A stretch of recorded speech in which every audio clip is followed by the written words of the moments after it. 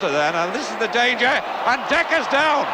Oh, the world champion and one of the favourites is now flat out on the infield, and Mary Decker out of the race. I can still remember the moment I picked up my long lens to photograph her lying down on the ground, and I just remembered telling myself, just take a little extra, tenth of a second and make sure the focus is right. It's a real dilemma, and you almost feel like you're a voyeur looking at a very private moment, but then you kind of look around and you realize that there's 80,000 people and live TV cameras. But when I look back at the picture now, even now, I sort of get that feeling like I was inside a very private moment.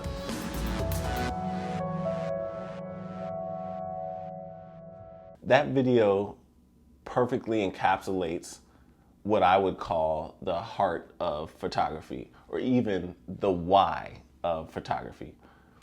So much effort goes into explaining the technicals of photography, from shutter speed, aperture, and even the art of photography, like composition and what shot means this. If you shoot wide, you're giving this story. If you shoot tight, you're giving this story. But I don't hear a lot of people talk about why photography even matters and why anyone should pick up a camera in the first place.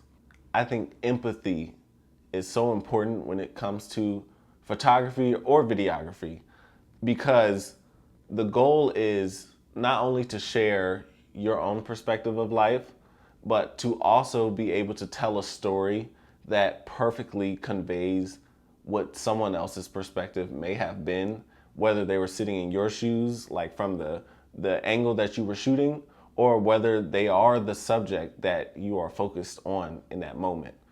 The photographer in that excerpt really shows that juxtaposition between him seeing a woman who has worked her whole life to get to a particular moment, essentially fail in that moment, and also him being able to capitalize off her failure by having worked his whole life to be able to get the opportunity to shoot that moment, and that ends up being the sports photo of the year. So as she is falling, he's kind of rising. And that's the weird part of photography, where we have a responsibility, because a photo we take can send a message, and it could be a powerful message. It can be a revealing message. It can be self-serving, and it can end up, serving someone else. At the end of the day, we have to decide, what stories do we want to tell, and why are we choosing to tell stories with a lens anyway? I think this can apply to practically any form of photography. I like to use headshots for an example, because it's such a businessy form of photography where you're not really thinking creatively when it comes to headshots in most cases. Like, you probably have a method and you just get them in, you take the money and you deliver a professional photo. But I believe if we take this mentality of, okay, we're interacting with humans, how can we be like Christ in terms of we don't just see them with our eyes, but we try to really see who they are and see their human experience and realize some people are not comfortable in front of cameras. How can I help? Some people are going to give me a fake smile because they're not really confident, or they've heard negative things about their smile, or whatever the case may be. How can I help? And is there a way I can capture their true self as opposed to just what they have always wanted to give everyone, that 10% that they view as acceptable? Is there a way that I can help them come out their shell a little bit more?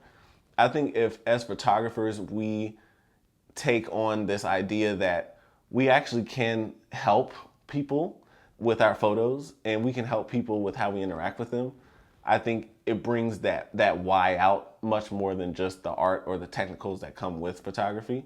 And it helps us really kind of fight against the narrative that social media brings with photography, which is you want to get something quick, you want to get something that stands out, that is viral, and you want to find whichever way you can make money off of it, or you can gain status, gain fame, or what have you.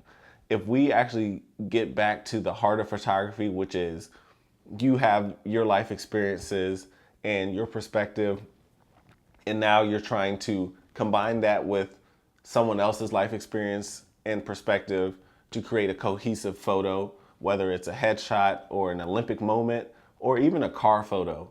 I think that's where we really get to see creativity and beauty in photography at its finest. And that's where you really can take the technicals and combine it with the art and combine it with the heart of photography. For example, if someone just finished quitting their job and they walked out and they weren't really sure what they were going to do, and they felt like they were alone, you have the technicals where you want to focus on their face. You're going to make sure technically that the aperture is set to the right amount so that their face is in focus. But artistically, you may shoot wide so you can see the person as an individual in a big space, which helps give the feeling of loneliness.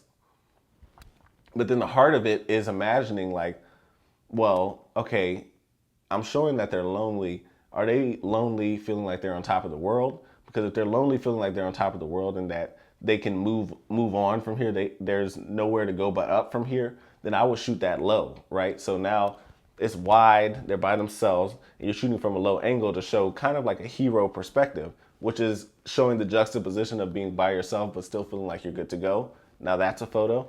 Or do they feel like they're at rock bottom? And if they're at rock bottom, then obviously you would be looking down at them, and the photo would be from a high angle looking down. And that's just for one photo, but that's where you get the passion behind a photo, because you're like, oh, well, to me, this photo means this, this, this, and this. And then if the person sees that, oh yeah, that reminds me of where I was at that moment. Like that's where photography really starts to transcend. And that's where we can start talking about photos from 1940 and 1930, and it means something. And I think if we can get there in 2024 in a world where social media just wants you to churn out images, if we can kind of push against that and look for those moments where even in the mundane, like headshots, business shoots, you know, like even if your job is to take photos for Walmart, you know, taking photos for folders or something, just trying to see where can I push this photo to, and what does excellence look like, and how can I see the subject or see the person who will be viewing this photograph and make a photograph that combines me with them. Then I believe we will be on to something as a collective and be able to start providing more impact with our cameras. And naturally, if you're approaching photography in that way, I believe the money is going to come, because very few people will really be able to connect that way with their audience. So if you're able to do it, you'll stand out all the time, because there's only one you. With that said, I'll see you on the next video. Subscribe if you love cameras or trying to learn how to use yours to make an impact and make some money as well.